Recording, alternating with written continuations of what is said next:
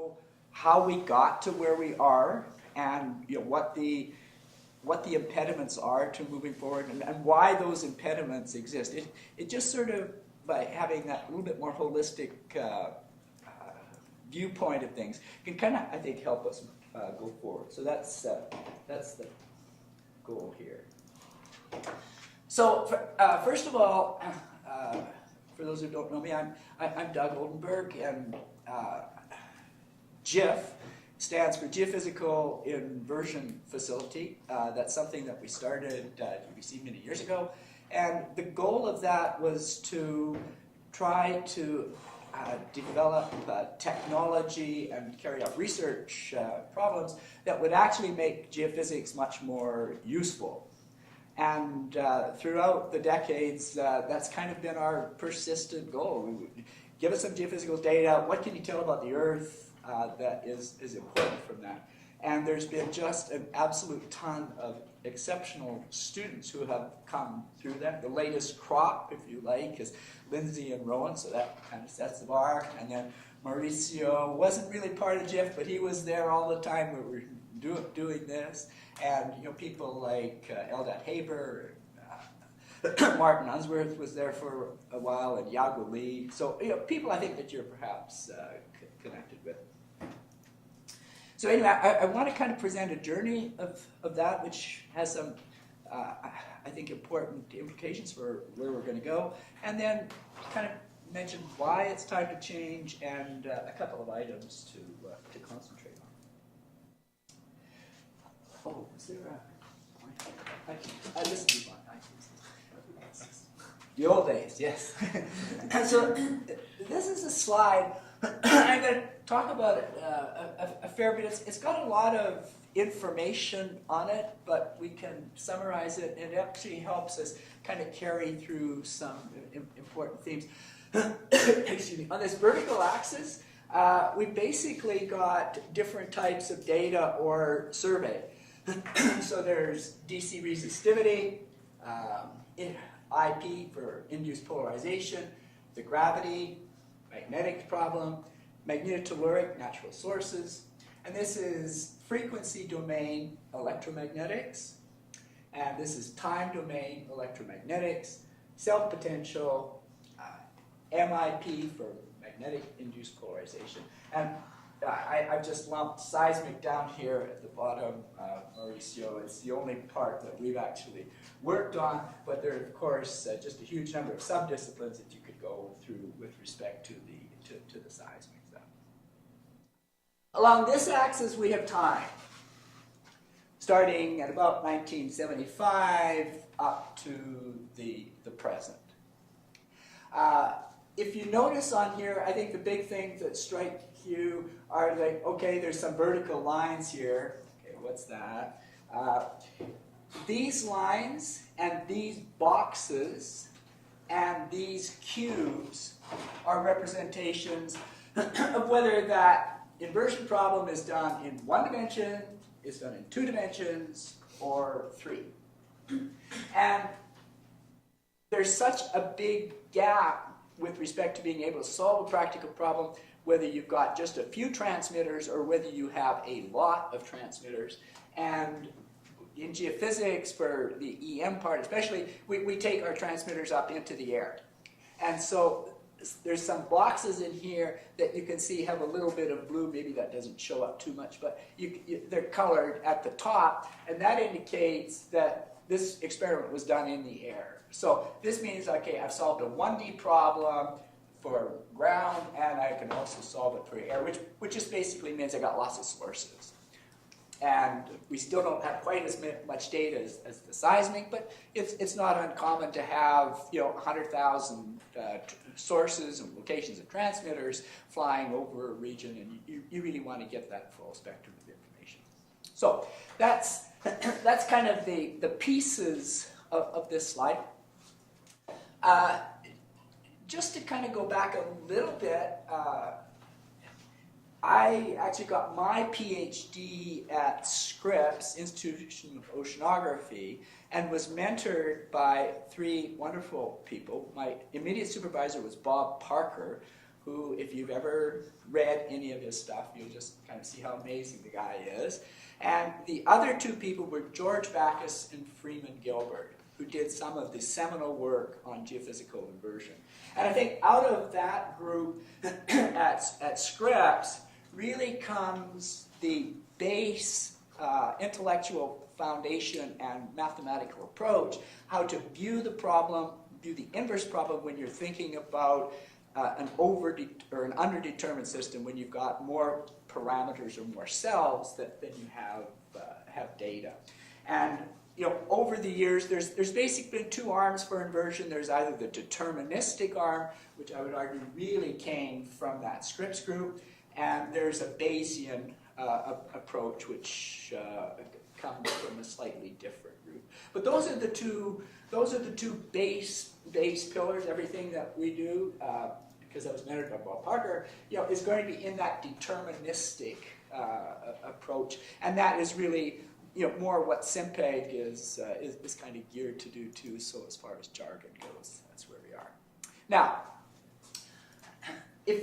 what can you kind of take away here from this? So first of all, you notice that these vertical lines are all kind of at this end of the diagram. So what does that mean? That means from 1975 to early 80s, we were basically solving 1D problems. And the reason that we were solving 1D problems is that that's what computers would allow.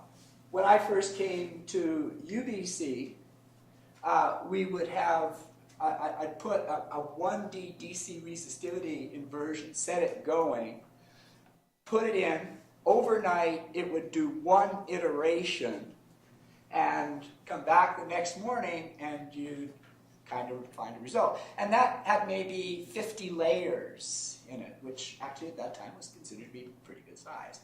And for those of you who could go back far enough, when I was at University of Alberta, the computer that was running their whole campus was in a room that was probably 10 times the size of this, and massive amount of equipment, and it had 64 kilobytes of memory.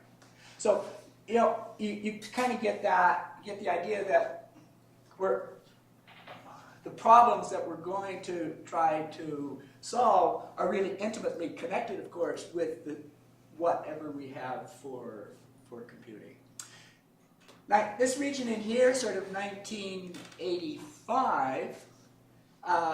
That was the advent of, sort of in that region. That's when the workstations were coming in. You get these Sun workstations, they cost you an arm and a leg, but suddenly we could start to work independently of a mainframe, start to get better turnaround, and they were sufficient enough as far as speed that you could start to do things.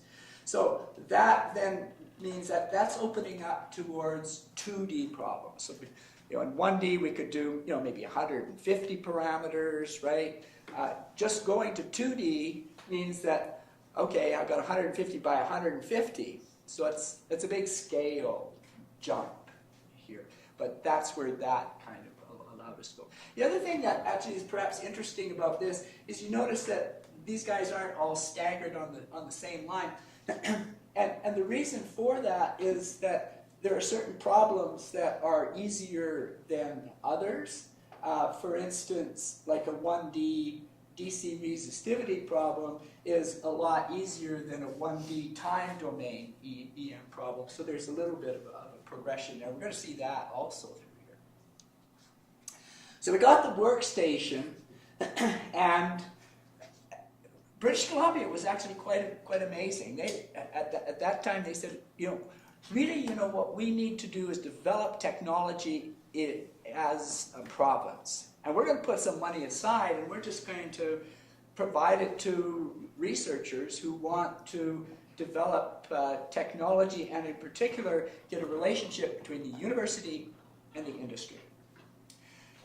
We obtained enough money for a workstation for our group, and actually one for the department, because the department didn't have a workstation at that point.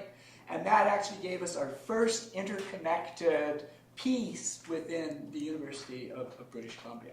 And we established the geophysical inversion facility, whose goal was to carry out research that's of fundamental interest to geoscience and is connected with industry to help solve their problems. That then spawned a group of people. These were mining people. There was about 12 people that decided they wanted to meet at UBC and have a discussion about what kinds of research could go into this geophysical inversion facility. And this was really interesting because it was the top geophysicists, the top geoscientists of all of the big mining companies across Canada. They came to UBC, we sat around the table, and we tried to decide, okay, what do we do? And they say, the problem that needs to be addressed here is something that's got an acronym of JC, which stands for Joint and Cooperative Inversion of Geophysical and Geological Data. So that was a theme, and that was our first consortium. And honestly, this is still a theme today. We established JC, actually that should have been over here, and the way that we decided, okay, how do we actually make this work in practice? You're at a university and you want to do fundamental stuff, but at the same time you want to be linking with industry. Then you've got to have things that you're talking about in common, and the best way of doing that is then to say, okay, I'm going to pick a site that there's a lot of geology that's known, there's a lot of people in industry that know about this site, and we're going to work on it. So we're going to do joint cooperative inversion on data from a site called Mount Milligan, which is a copper porphyry deposit in British Columbia. So we had gravity data, DC resistivity, and IP data, and some airborne data. And we had some geology. Great. Let's put these all things together into one hopper and come up with a solution.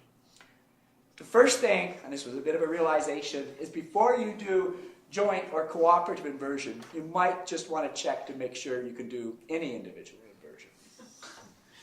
So we couldn't, right? So that was a bit like, oh, this stuff is actually, we may want to start working on our individual inversions. And the first one that we tackled was the DC resistivity and IP. That was technology that was just coming on stream. So finite volume techniques, computing scientists, people like Uri Asher at UBC, we were developing, had courses on this. Some of my students, Peter McGilvery, who's in Calgary, was first person in my group to actually take one of those courses, develop a 2D forward and modeling and inversion for DC resistivity data. And with these stations, with the computer workstation, we could now handle things that were like about 1,000 parameters. So, 50 by 30 or something like that, sort of that kind of order. Another kind of momentous thing, which actually will play a role down in the story, is that 6 months into the consortium, we thought, well, it's probably a good idea for everybody to get together and we'll kind of discuss where we want to go to make sure that we're on the right page. So we got a group together and we showed for the first time an inversion result of doing 2D IP inversion. So this was previously IP data, just been looked at as pseudosections, and lots of people would say, oh yeah, give me a pseudosection, I can look at that and tell you where to drill, right? You can't. But the inversion unraveled that, and that was startling. It was absolutely startling. When we put that forth, there was a guy, chief geoscientist, Peter Kowalczuk from Placer Dome. He just stopped me in the middle of my talk and he said, wait a minute, we've got to have that code. So that was a pivotal point here because now you see, okay, industry wants code. Now, previously, researchers, you develop some kind of, spaghetti code, kludge the Fortran together, wrap it all up, publish the paper, and that's all you needed to do. But the fact that they wanted to have code means that, oh, something else has to happen. So we need to write this stuff in a way that's useful. So you got two choices. You can either go to the outside and have that done, or you could do it inside. We thought, oh, we'll just farm this stuff out to the outside world. But then we looked around Toronto, Vancouver, any place that we could work with, and at that point, inverse theory was simply not really understood by people. There was just a few pockets and a few people that really understood what you're up against when you're solving the inverse problem, and that meant that we really needed to do it in-house. So that now meant hiring somebody to do this. So we hired a programmer who actually didn't know anything about geophysics, but he was a programmer, and he would take the spaghetti Fortran code, put it together into a commercial package, and then we could send that away. It also gave rise to something which has been very important for us and continues to be, and again has impact, I think, on this conference, is trying to promote that understanding of what's going on. So this was our outreach part, and we actually hired an outreach coordinator to work on this. So what we did is we developed tutorials, we developed little GUIs of things that would try to help people understand what the inverse problem is. We had open workshops for gravity or magnetics inversion, or DCIP, where people from, actually at that point, people from North America would come in, and we just sit them down and try to tell them what an inversion is, what you need to think about, the model objective function, all this stuff, and really try to have that as a community. And then we even had booths at various conferences to try to do this. So trying to get people to understand the words that you're using, have them affiliate with what's going on, and with the steps in an inversion are extremely important.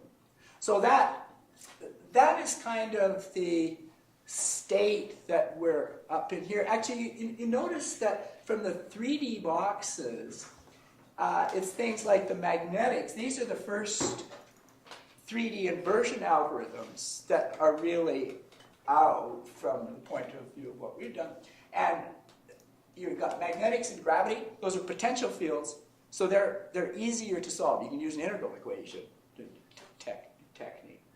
But the other thing about 3D is that for many problems in exploration, for at least certainly mineral exploration, you have to be in 3D. You cannot work in a restricted dimension. You've thrown the baby out with the bathwater. That's a little bit unlike some fundamentals of seismic, where a 1D assumption you can actually go a long ways. So when it comes to this 3D, we've got the potential fields, and then we've got sort of DC resistivity and IP sort of coming up in here. And that's kind of about as far as so that's kind of about as far as we kind of get up to as we're getting closer to 2000. Then there's been continued development of workstation, power in here, and the ability to start to do, a little bit of multi-processing, and that really then opens up the more complicated case of 3D MT and 3D frequency domain EM. The next big thing to really hit here are direct solvers. So previously, for all of these systems partial differential equations, we're just using iterative solvers, and these things get pretty big. They take a long time, but especially if you're doing a Gauss-Newton solution, you've got and if you're using conjugate gradient technique to do that, you've got a lot of systems to solve, and that was kind of a killer. I mean, you could do a little bit, but you were pretty restricted. So the moment that geophysicists, or at least our group, realized, wait a minute, these matrices, which you thought were just far too big to ever be factored, that you can factor them.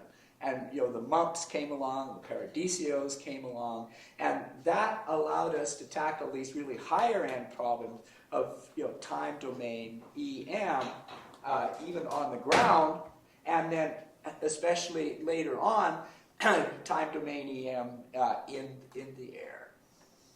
So the multiprocessors, the fact that we've got direct solvers means that we can now sort of basically solve a lot of these problems, both on the ground and in the air.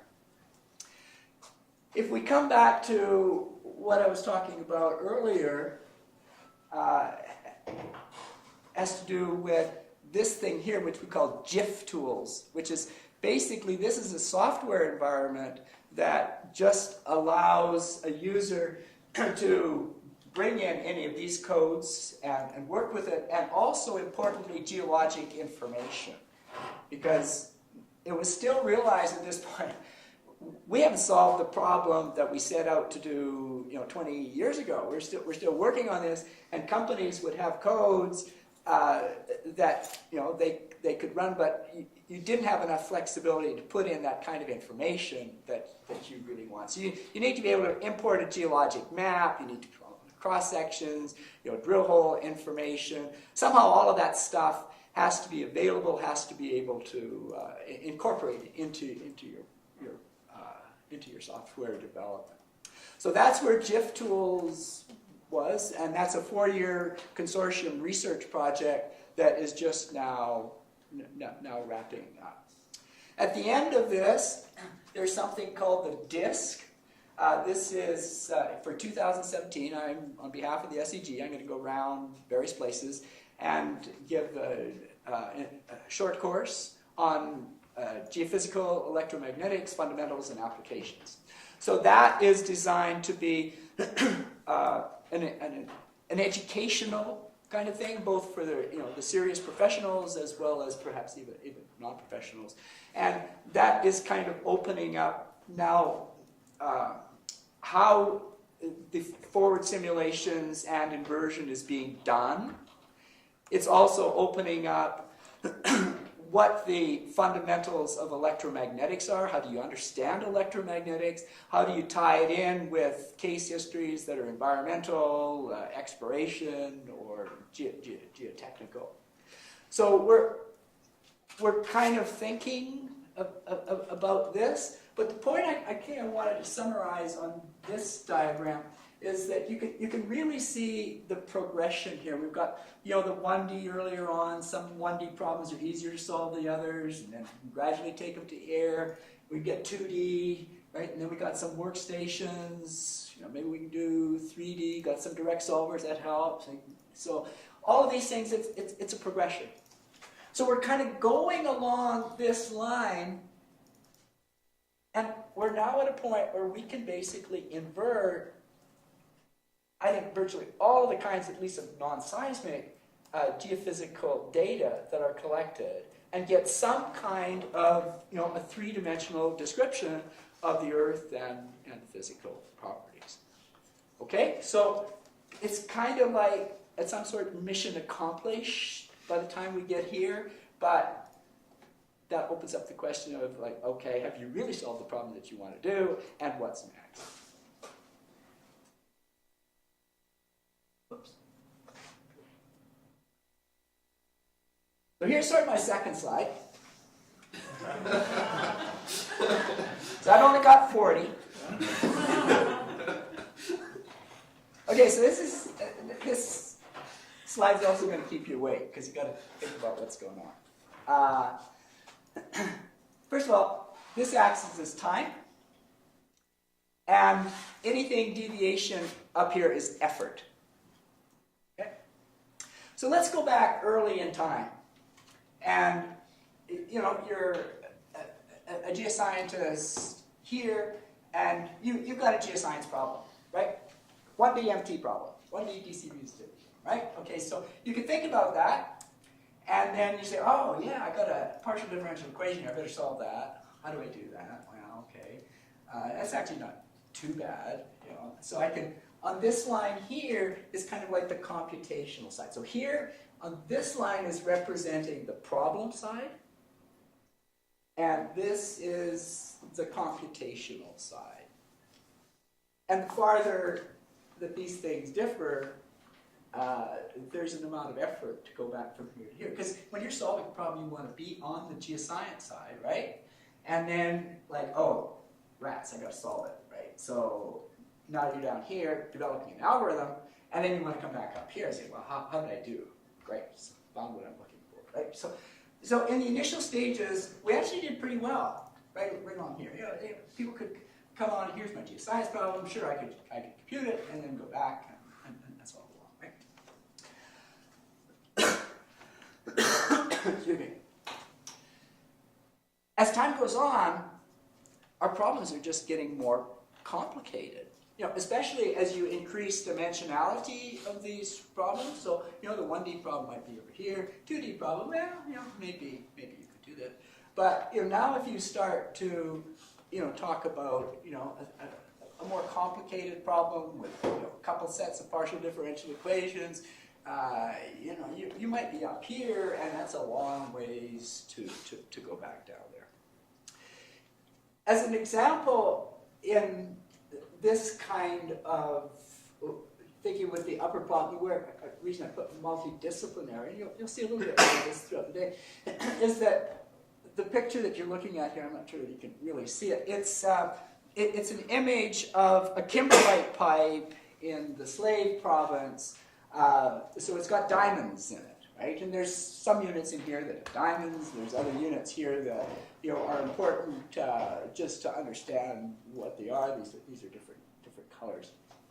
And really, the question from the geologists is like, okay, can you find a particular unit, a particular rock type, and you know, is it diamondiferous? So we can't really answer that directly, but how big is that particular rock unit, and where is that rock unit that I'm looking for, and how big is it?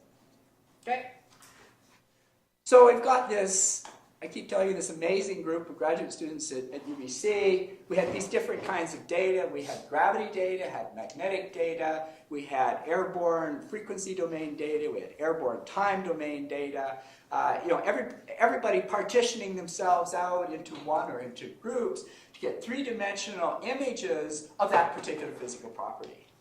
And honestly, we were so proud of ourselves because it was such a major achievement to do that we thought, okay, well, let's try to show the world what we do. So we thought, oh, let's put together a workshop on how to, just to explain what we did.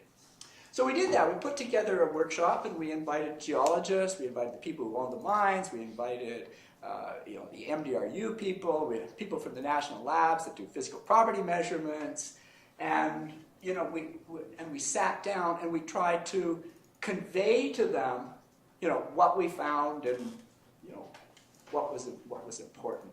And at that level, all the details about how you actually came up with a three-dimensional image, nobody cares, right?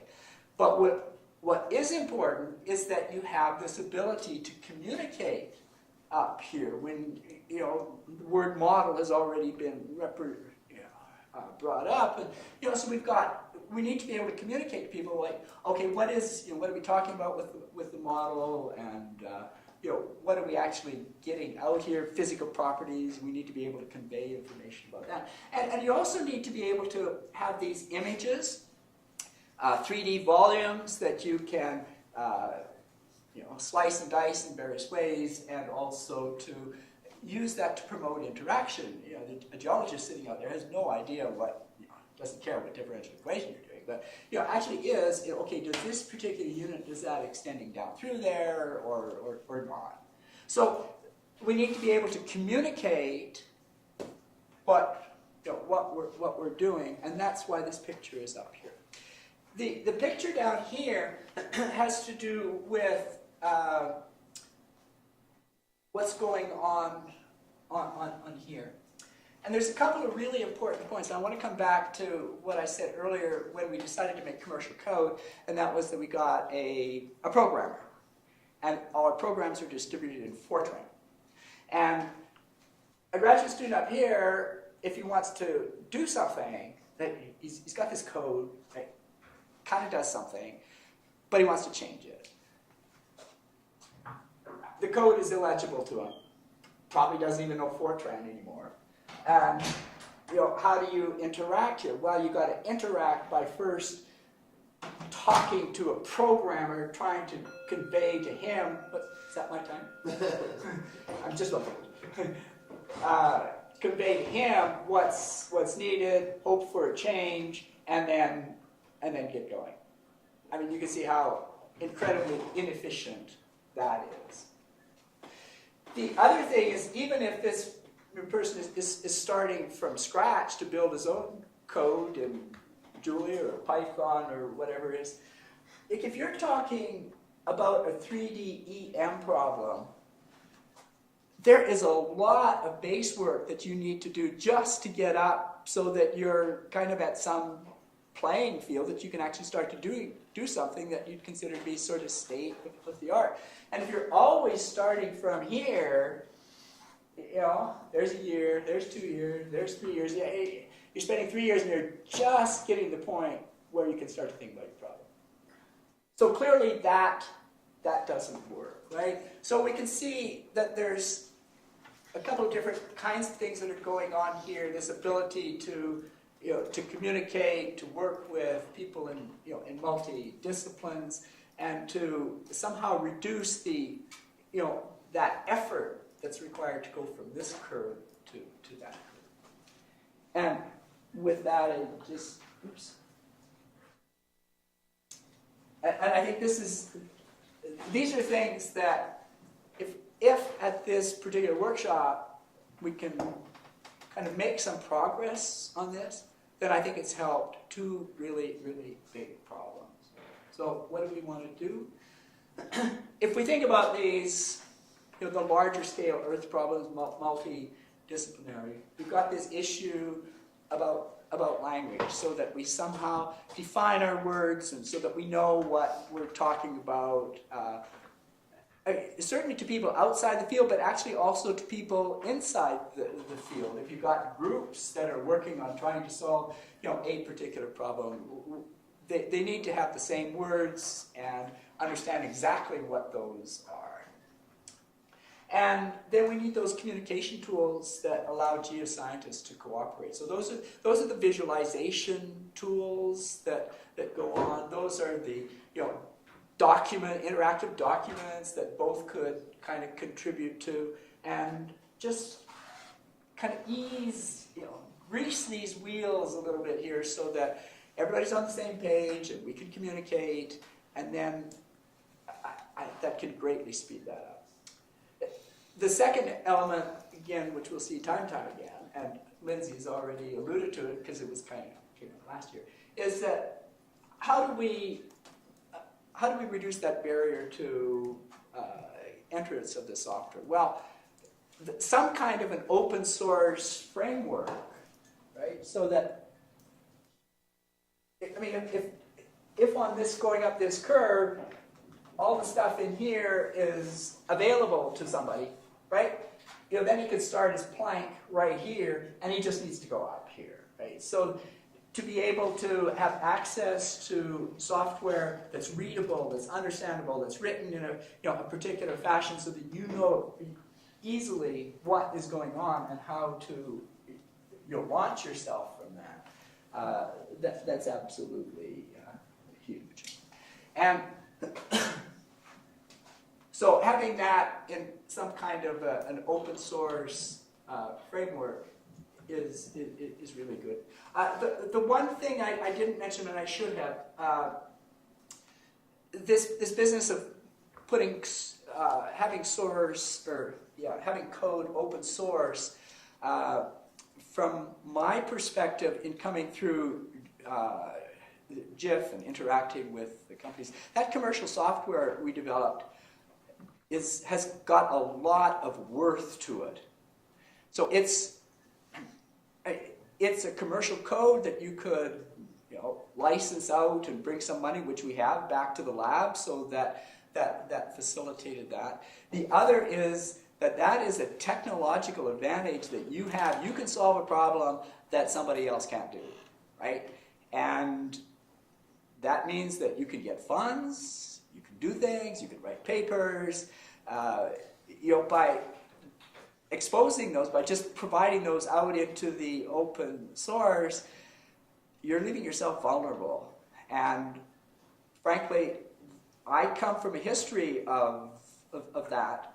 Like this is how we've been. I've always been very protective of our source codes. The executables are fine. We've got this educational aspect to us. We'll give out every executable free of charge to an academic, or we charge them for somebody else. But providing that source code, it's really only been in the last couple of years I realized, like, okay, we now know enough about a lot of these problems. Some of this stuff could be repeated, albeit with some work, that it's time to loosen that spigot. Bite the bullet, get the source code out there, at least the primordial stuff that people could learn from and work from, and then go on and do some subsequent development. You might still hold something back that's got a few extra bells and widgets. But for me, this has actually been a hurdle, but I can definitely see, like, this has to be done, and we need to go that route and not be so overly protective. And then, the development of these tools and software that just, really foster this research, foster that collaboration. And I'm looking forward especially to this workshop and also to our discourse, because we want to take this thing around the world. We want to make an impact, so we're going to try to get, big audiences, and we want to have educational material so that people can kind of learn about the electromagnetic geophysics, but more importantly, that at each location where they've got some problems, and we want to somehow develop a way of having them have an opportunity to share what their knowledge base is and what their problems are, so that other people can pick things up. Within the discourse, if you're in the Philippines, you got a particular problem and you've got some data and you've got you managed to go a certain distance, but then you can't go any farther. Okay, if you're stuck in the Philippines, that's it. Like you don't have enough people to ask to do that. But if we can open that up so it's a community at large, then there'll be some academic out there saying, yeah, that's an interesting problem. That's an interesting data set. I could do something with that. Now I want to cooperate. And that could just open up this huge spigot. It would mean that the community would advance at a far accelerated rate, in which everybody would be the beneficiary. So that's sort of my take on things, and trying to articulate what I feel are the most important problems, and the theme. I mean, these are basically the themes of the workshop. Like, okay, how do we actually make this? How do we actually make this work in whatever language we're working in, or whatever protocols? But we need to communicate. We need to have jargon that works, and structures for codes and development. And really, if we can do that, we really accomplish something. So thanks.